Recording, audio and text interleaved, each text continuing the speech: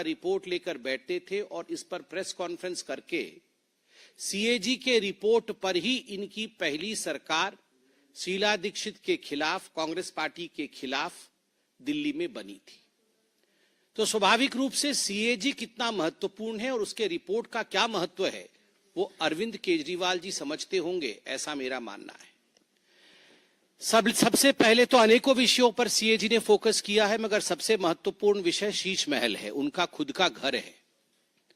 जो लोग कहते थे कुछ नहीं लेंगे, सरकारी बंगला नहीं लेंगे, घर नहीं लेंगे, गाड़ी नहीं लेंगे, किस प्रकार से दोनों हाथों से उन्होंने बटोरा है, किस प्रकार से करप्शन किया है, उसका काला चिट्ठा सीएजी के रिपोर्ट में आता है। अब ये अरविंद केजरीवाल जी, उनका जो डेजिग्नेटेड घर है उसका एड्रेस है 6 फ्लैग स्टाफ रोड, आप सभी जानते हैं। अब ये फ्लैग स्टाफ रोड कोई आज का मकान नहीं है, जैसे यहां एमपीज के मकान होते हैं, सारे एमपी मिनिस्टर इत्यादि रहते हैं, ये पुराने जमाने के मकान हैं। कभी कभी इनमें रिनोवेशन होता है, रिनोवेशन होने के बाद ये रहने लायक बनते हैं, एक स्वाभाविक प्रक्रिया होती है। मगर आपको जान के आश्चर्य होगा कि सीएजी की रिपोर्ट कहती है कि 17 मार्च 2020, 17 मार्च 2020 को दिल्ली की पीडब्ल्यूडी डिपार्टमेंट ने एक प्रपोजल दिया कि इस 6 फ्लैग स्टाफ रोड को, केजरीवाल जी के मकान को रीमॉडलिंग करना होगा। और ये रीमॉडलिंग कोई छोटा मोटा काम नहीं होगा, ये पूरा डेमोलिश करके, एक सिंगल स्टोरी बिल्डिंग थी ये, उसको पूरा डेमोलिश करना होगा और उसके ऊपर एक एडिशनल स्टोरी बिल्डिंग बना करके एक और मंजिल ऐड करना होगा और बड़े रूप से इस मकान को बनाना होगा। और ये प्रपोजल दिया 17 मार्च 2020 को पीडब्ल्यूडी डिपार्टमेंट ने, और एक दिन के अंदर ही इस प्रपोजल को मान लिया गया। विश्व में मुझे लगता है कहीं भी ऐसा नहीं हुआ होगा कि प्रपोजल आज दिया गया और आज ही मान लिया गया है, तुरंत मान लिया गया। अब मान लिया गया तो क्या हुआ, तो एस्टिमेशन होती है, कोई बिल्डिंग बनेगा, उसको तोड़ा जाएगा, नई बिल्डिंग बनेगी, तो एक एस्टिमेटेड कॉस्ट निकालना पड़ता है कि इतना खर्चा होगा। तो एक एस्टिमेशन उसका निकाला गया कि कितना एस्टिमेटेड कॉस्ट है। तो आपको बता दूं, एस्टिमेटेड कॉस्ट है 7 करोड़ 61 लाख रुपए, 7 करोड़ 61 लाख रुपए का एस्टिमेशन बना कि इतने में अरविंद केजरीवाल जी की हवेली बन जाएगी। मगर बाद में टेंडर प्रोसेस होता है, एक तो एस्टिमेटेड कॉस्ट होता है, उसके बाद सरकार टेंडर निकालती है। तो टेंडर निकाला गया तो टेंडर का कॉस्ट 8 करोड़ 62 लाख रुपए का निकला। मतलब एस्टिमेटेड कॉस्ट 7 करोड़ का हुआ और जब टेंडर निकला तो वो 8 करोड़ 62 लाख का निकाला गया। उसी में ही पहले में ही घोटाला हो गया। एस्टिमेशन आपने किया और टेंडर निकाला 8 करोड़ 62 लाख रुपए का, मतलब 13.21% टेंडर कॉस्ट आपने ऊपर रखा, जो एस्टीमेट आपने खुद किया था। अब उसके बाद अप्रैल 2022 में ये काम कंप्लीट हुआ। जो काम 2020 में प्रपोज हुआ था वो 2 साल के बाद 2022 में कंप्लीट हुआ। मतलब जब कोरोना का प्रकोप चल रहा था उस समय सारे लोग व्यस्त होके दिल्ली सरकार में ये काम कर रहे थे कि कैसे ये शीश महल तैयार होगी। तो शीश महल तैयार हो गया। अब फाइनल पेमेंट कितना दिया गया, मैंने आपको कहा 7 करोड़ एस्टिमेशन, वो 62 लाख 61 लाख हम पॉइंट वाला छोड़ देते हैं, 7 करोड़ एस्टिमेशन, 8 करोड़ का टेंडर हुआ और उसके बाद जो पेमेंट दी गई 2022 में वो है 33 crore 66 lakh 66 lakh 33 crore 66 lakh 33 crore 66 lakh rupees.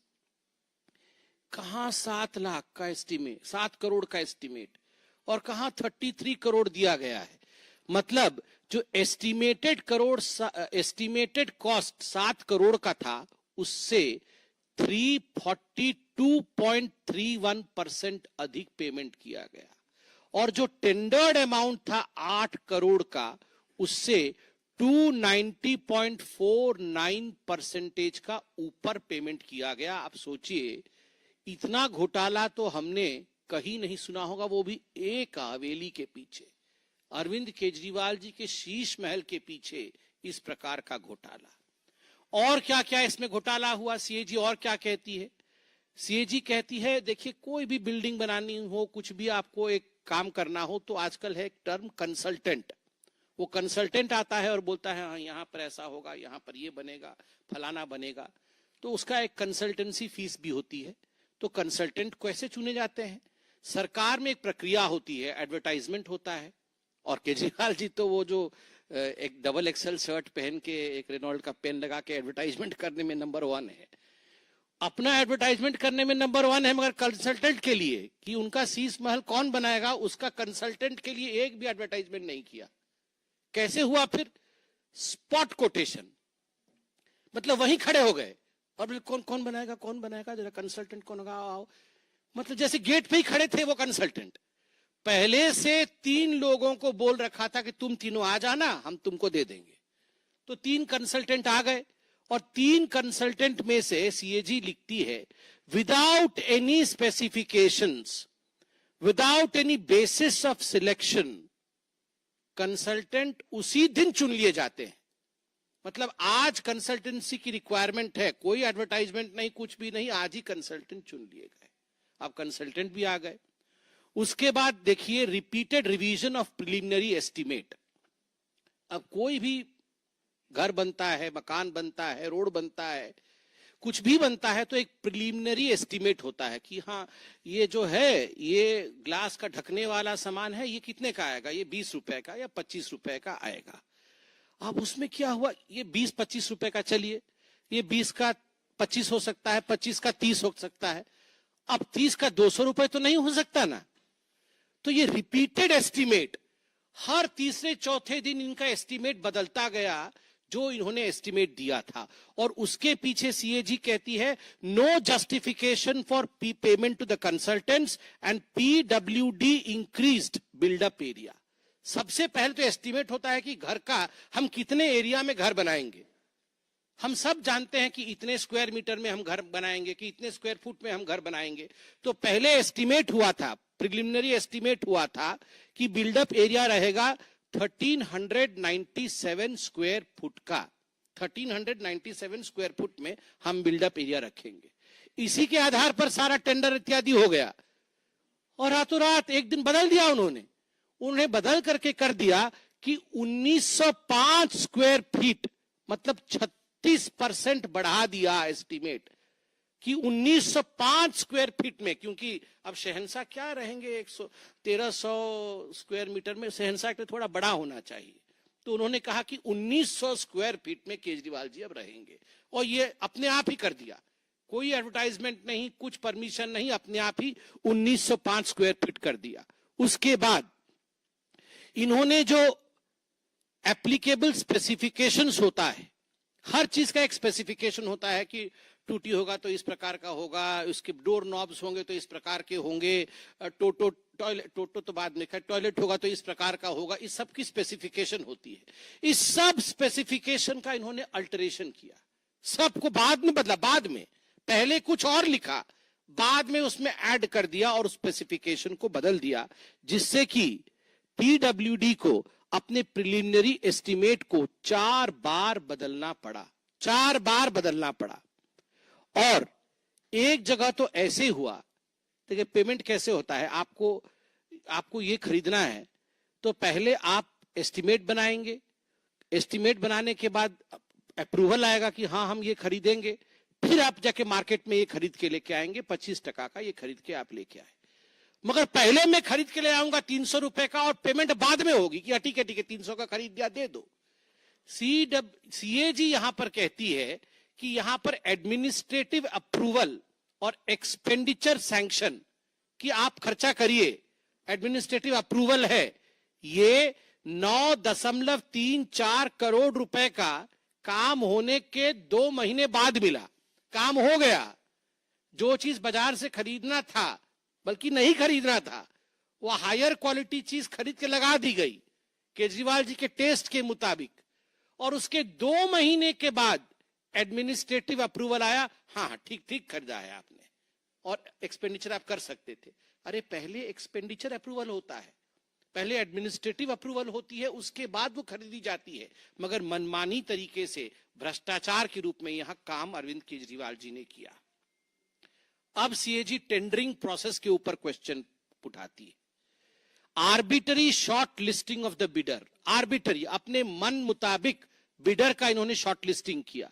Not restoring to open tender, open tender process को दरकिनार किया, जिसके कारण गवर्नमेंट कॉम्पिटिटिव रेट से वंचित रही।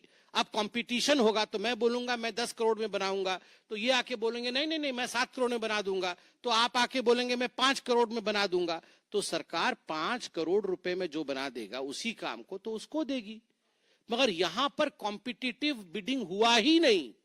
इन्होंने कॉम्पिटिटिव बिडिंग किए बगैर, ओपन टेंडर किए बगैर इन्होंने किसी को टेंडर दे दिया, जिसके कारण 25 करोड़ 80 लाख रुपए एक्स्ट्रा पेमेंट करने पड़े। 25 करोड़ 80 लाख रुपए ये सीएजी कह रही है। आप सोच के देखिए, out of total agreement items the quantities amounting to 4.3 crore were executed in excess. बहुत सारे आइटम इन एक्सेस एग्जीक्यूट हुए। कहा गया था कि आपको ये खरीदना है मगर आपने उससे अधिक रेट में खरीदा। जैसे ये आइटम्स में एनेक्सर में है, कौन कौन से आइटम है, कुछ उदाहरण देता हूं। फर्स्ट एग्रीमेंट किसके लिए हुआ था? एग्रीमेंट हुआ था फर्स्ट क्लास टीक और बर्मा टीक, ये लकड़ी लगेंगे। सोचिए, ये आम आदमी पार्टी वाले, फर्स्ट क्लास टीक और बर्मा टीक, और उसका सब्स्टिट्यूट हो गया सुपीरियर क्वालिटी बर्मा टीक, मतलब फर्स्ट क्लास के ऊपर और एक सुपीरियर क्वालिटी है। तो एक्स्ट्रा खर्चा कितना हुआ? 5,12,729 रुपीज एक्स्ट्रा खर्चा हो गया। अब डोर हैंडल, एग्रीमेंट किसका हुआ था? ब्रास लेवल हैंडल, ब्रास का लीवर हैंडल लगेगा। अब उसके बदले में इन्होंने ब्रास के बदले में स्टेनलेस स्टील हैंडल किया, जिसके कारण 5,40,000 करोड़ रुपए, 40,000 का एक्स्ट्रा खर्चा हुआ।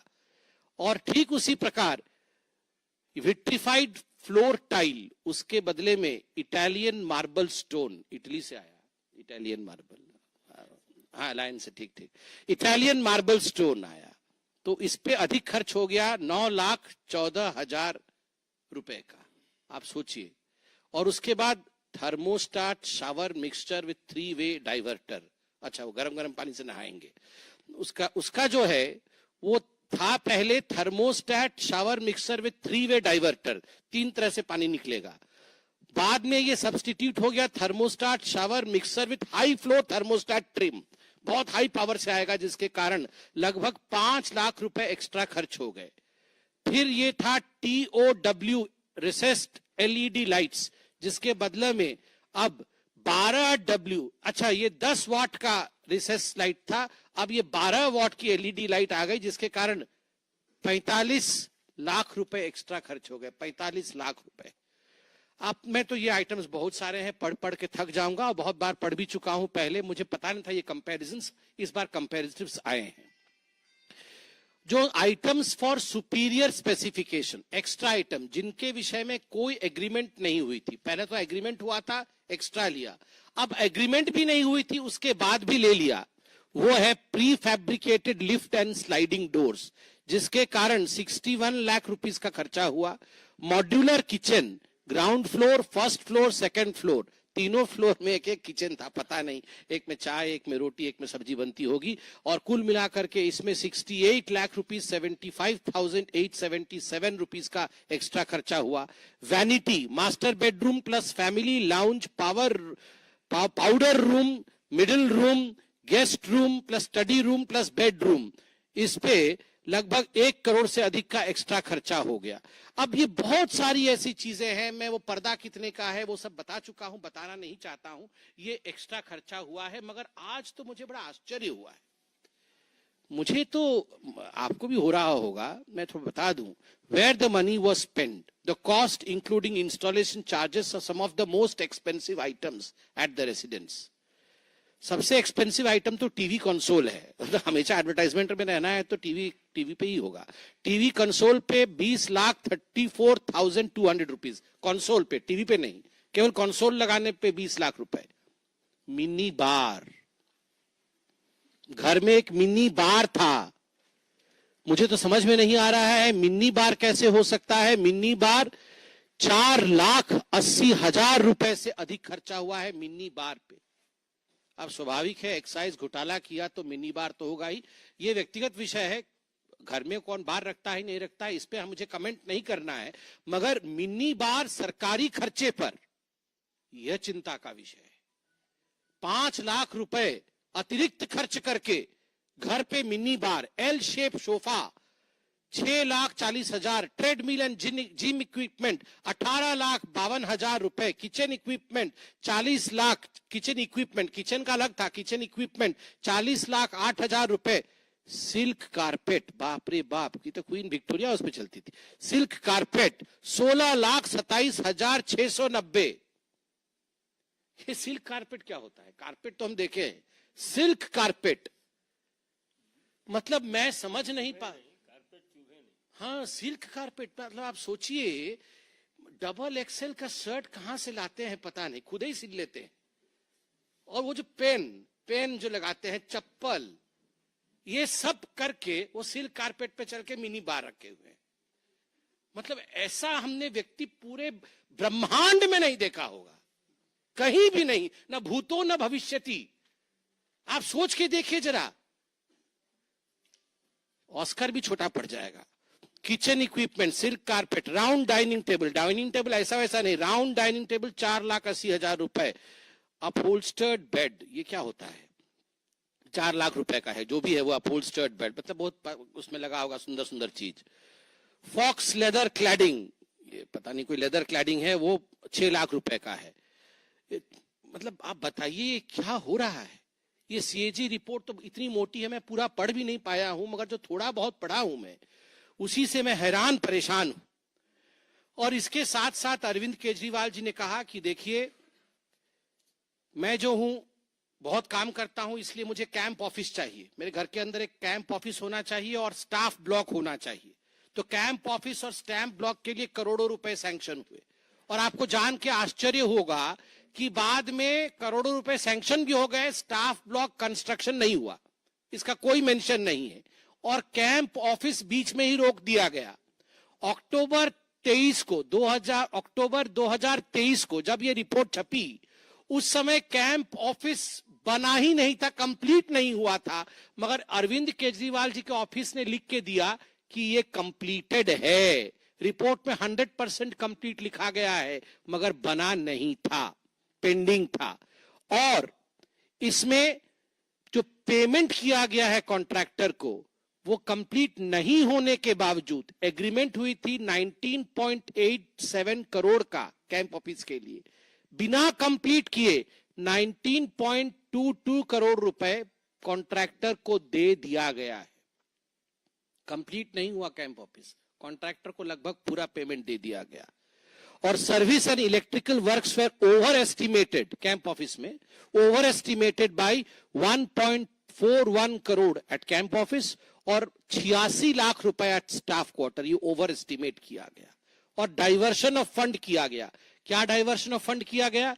अरविंद केजरीवाल जी ने 2 करोड़ का सैनिटरी आइटम, फर्नीचर और जिम अपने घर में लगा लिया और लिख दिया कि ये 2 करोड़ रुपए, 1.87 करोड़ टू बी स्पेसिफिक, जो सीएजी ने लिखा है, ये 1.87 करोड़ रुपए कैंप ऑफिस में खर्च हुए हैं और स्टाफ ऑफिस में खर्च हुए हैं। और जिम और सैनिटरी आइटम, टोटो का जो हमने दिखाया था आपको रिमोट कंट्रोल, ये सब अरविंद केजरीवाल जी के घर में लग गए और लिखा कहीं और का। अरविंद केजरीवाल जी ने कहा मुझे 8 सर्वेंट क्वार्टर चाहिए, क्योंकि मैं बहुत काम करता हूं, तो कोई पैर दबाने वाला, कोई हाथ दबाने वाला, बाकी गला तो वो दबा देते हम लोगों का, बाकी उनका पैर हाथ दबाने वाला कोई चाहिए, तो सर्वेंट क्वार्टर 8 चाहिए। तो 8 सर्वेंट क्वार्टर के लिए उन्होंने 33 शामनाथ मार्ग में अलॉटमेंट करवाया, मगर इस सारे का खर्चा 6 फ्लैग स्टाफ मार्क अपने घर में लगवाया। अलॉटमेंट पैसे का किसी और जगह के लिए हो रहा है, मगर पैसा जुड़ा हुआ है उनके घर के अंदर का, और इसका जो एक्स्ट्रा वर्क है, ये सब पैसा डाइवर्ट उन्होंने अपने घर में कराया 8 सर्वेंट क्वार्टर का। ठीक उसी प्रकार अंत में सीएजी कहती है कि डिविएशन इन एग्रीमेंट क्वांटिटीज, बहुत सारे ऐसे आइटम थे जिनमें डिविएशन होने के कारण लगभग 10 करोड़ रुपए एक्स्ट्रा पेमेंट करने पड़े हैं। ये सारा विषय आप जानते हैं, ये मोटा मोटी एक सीएजी का एनेक्सर है। मुझे लगता है आप सभी जानते होंगे, मगर उनके घर में जो बिल्डअप एरिया मैंने बताया 1905 स्क्वायर मीटर का था, जो कि लगभग 21,000 स्क्वायर फीट होता है। हम सब दिल्ली में रहते हैं तो हमको मालूम होना चाहिए। 21,000 स्क्वायर फीट बिल्डअप एरिया में केजरीवाल साहब रहते थे। 8 बेडरूम थे, 8, 1 2 3 4 5 6 7 8, 8 बेडरूम थे, 3 मीटिंग रूम थे, किचन 2 थे बड़े बड़े, एक तो ऊपर भी था, और ड्राइंग रूम 2 थे, 12 टॉयलेट्स, एक फूल 2 माली, यहां 12 टॉयलेट्स, डाइनिंग रूम 1, टॉयलेट्स और टोटो आपको याद है, sofa set 14, table 28, chair 31, bed 3, mattress 3, curtains 12, wooden blind 6, carpets 4, flower vase, dining table, ये सब एक एक फ्लोर का है। ऐसे 3 फ्लोरों का यहाँ पर विस्तार से चर्चा किया गया है, और सारे विषय Bose ceiling speaker in all areas including kitchen, toilet, washing area and gym. मतलब बोस के सीलिंग, बोस के स्पीकर कितने महंगे होते हैं आपको पता है, टॉयलेट में भी बोस के स्पीकर लगे हुए थे, मतलब कहीं भी छूट ना जाए, म्यूजिक चलता रहे, इसलिए हर जगह लगा हुआ था। लार्ज शैंडलियर, मतलब ये जो बड़े बड़े झूमर होते हैं, वो 12 थे। 12 में पूरा नहीं पढ़ रहा हूं, एक आध मैंने अंडरलाइन किया हुआ, ऐसे बहुत सारे हैं, आप सभी जानते हैं।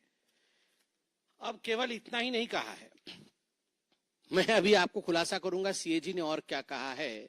ये एडवर्टाइजमेंट बाबा के लिए, ये अरविंद केजरीवाल का नाम एडवर्टाइजमेंट बाबा है आज से।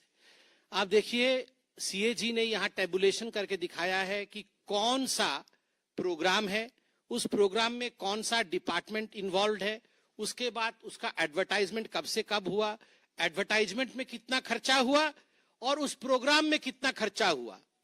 मैं आपको पढ़ के 3 प्रोग्राम का नाम सुनाता हूं। एक प्रोग्राम था इनका Business Blaster, entrepreneurship mindset curriculum programme. ये एजुकेशन डिपार्टमेंट का था, बच्चों का बिजनेस ब्लास्टर, इनके मन को कैसे परिवर्तित कर दे ताकि इनका मन एकदम एंटरप्रेन्योरियल हो जाए, ये बिजनेस करने लगे और बहुत डेवलप कर जाएंगे। तो इसके कारण इन्होंने खर्चा किया 54 करोड़ रुपया, 54 करोड़ रुपए इन्होंने खर्च किए, ब्रेन डेवलपमेंट होगा और बिजनेस ब्लास्टर के लिए। और एडवर्टाइजमेंट कितने का किया, 80 करोड़ रुपए का एडवर्टाइजमेंट किया। 54 करोड़ रुपया प्रोग्राम में खर्चा और एडवर्टाइजमेंट 80 करोड़ का। तो सीओजी ने कहा है expenditure on advertisement campaign was 1.5 times the expenditure on education department that it incurred on distribution of the seed money. No information on the final outcome of the programme, that is business idea selected for developing business models. No outcome, मगर 80 करोड़ खर्च कर दिए। दूसरा programme देश के mentor, बच्चे देश के मेंटर बनेंगे, तो एजुकेशन डिपार्टमेंट का है। 9 अक्टूबर 2021 से 26 अक्टूबर 2021 तक इन्होंने एडवर्टाइजमेंट किया। प्रोग्राम में कितना खर्चा हुआ, देश के मेंटर में सरकार ने कितना लगाया, अरविंद केजरीवाल जी ने 1.90 करोड़, लगभग 1 करोड़ 90 लाख रुपए लगाए। और एडवर्टाइजमेंट में कितना खर्चा हुआ, 27.90 करोड़। 1 करोड़ का प्रोग्राम, 28 करोड़ का एडवर्टाइजमेंट। सीएजी कहती है expenditure on advertisement campaign was more than 13 times the expenditure on education department, 13 गुना अधिक है। और तीसरा प्रोग्राम है, ये तो बहुत फेमस प्रोग्राम है, जिसके बारे में अरविंद केजरीवाल कैसा कैसा भाषण देते थे।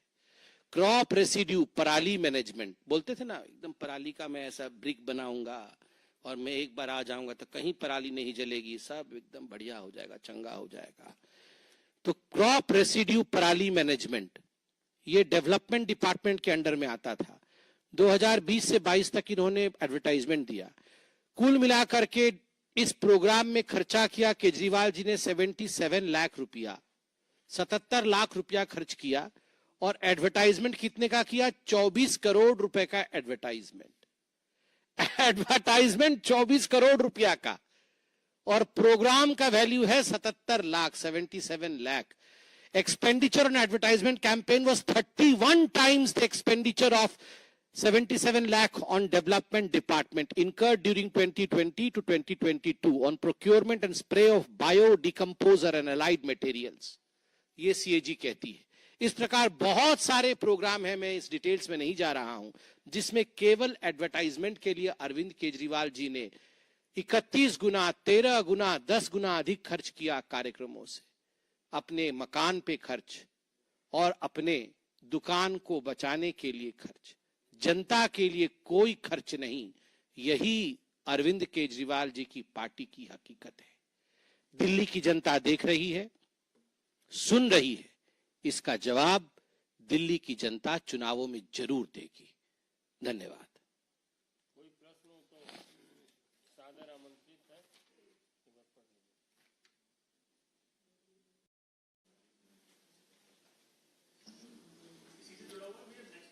अभी तो इसी से जुड़ा विनीत झा, टीवी 18। स्वागत है और मुझे क्षमा करिएगा, आज का जो प्रेस कॉन्फ्रेंस है जरा लंबा होने वाला है, क्योंकि जिस प्रकार के कंटेंट के साथ हम आए हैं, यह कोई छोटा विषय नहीं है। सीएजी की रिपोर्ट आई है, दिल्ली की सरकार किस प्रकार काम कर रही है, अरविंद केजरीवाल जी की सरकार के कामों का मुआयना controller and auditor general CAG उन्होंने किया है और वो रिपोर्ट आज पब्लिक हुई है, अखबारों में भी छपी है, मीडिया में भी विषय चल रहा है। और याद रखिए, जब मैं सीएजी का रिपोर्ट कहता हूं तो उन दिनों को याद करिए, 2012-13, उस समय यही अरविंद केजरीवाल जी थे जो रोज शाम को सीएजी का रिपोर्ट लेकर बैठते थे और इस पर प्रेस कॉन्फ्रेंस करके सीएजी के रिपोर्ट पर ही इनकी पहली सरकार शीला दीक्षित के खिलाफ, कांग्रेस पार्टी के खिलाफ दिल्ली में बनी थी। तो स्वाभाविक रूप से सीएजी कितना महत्वपूर्ण है और उसके रिपोर्ट का क्या महत्व है, वो अरविंद केजरीवाल जी समझते होंगे, ऐसा मेरा मानना है। सबसे पहले तो अनेकों विषयों पर सीएजी ने फोकस किया है, मगर सबसे महत्वपूर्ण विषय शीश महल है, उनका खुद का घर है। जो लोग